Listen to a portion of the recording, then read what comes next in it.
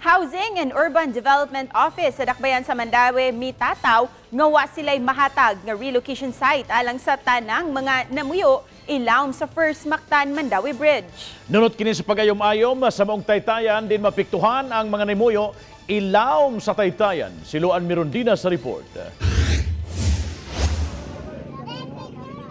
Sa Joint Ocular Inspection ganihang buntag, nasuta kung pila ka mga panimay o istruktura ilawom sa unang taytayan ang anaa sa risgo tungod sa padayong pag-ayom-ayom sa First Bridge. Napangitaan lang ugahin sa Housing and Urban Development Office Kunhudu sa Dakbayan sa Mandaue ang 33 ka mga panimay haduol sa U-turn slot sa tiilan sa tulay.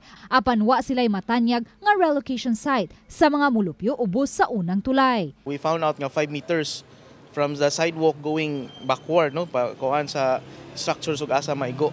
Una nang gitataw sa Department of Public Works and Highways nga ang ilang gahin alang lang sa road right-of-way sa mga pribadong istruktura nga apektado sa pag-ayom-ayom o wa maglakip sa financial assistance sa dugang maapektuhan. Ang kuan sa department is walay assistance i-provide.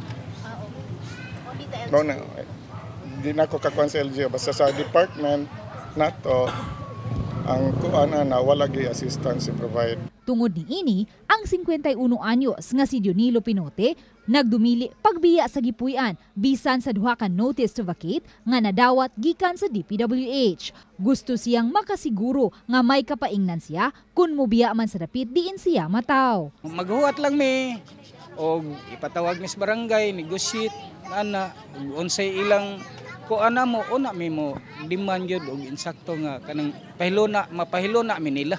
Gipasalig hinuon sa UDO nga walay mga panimay nga gubon hangtod masuta ang financial assistance ug ang dapit nga balhinan sa mga apektado. But definitely we can assist them in terms of unsa magi-assist sa atong mahatag, but right now no movement first. We have to clarify. Panang DPWH ug ang Jegma Construction dili na makadugay-dugay pa sa pag-ayom-ayom sa proyekto kay may tagal sila niini. Wala dili na mo delay ini. Kuan gini siya, postro gini siya nga kuan. So mangita na lang ang contractor og kuan ini nga safety measures. Wa man ta mo kuan og langan mas gikuan lang ta og mintas gitrabaho diri tay trabaho diri sa kuan ato gifokusan ang bridge proper. Gitataw sa DPWH nga makadaghang higayon na sila mipahimangno sa mga mulupyo dinhi sa karisgo sa pagpuyo ilawom sa bridge. Apan sa likwaot paminaon nga may mga government offices usab sama niini nga nahimutang ilawom sa bridge. Luan Mirondina, Balitang Bisdak.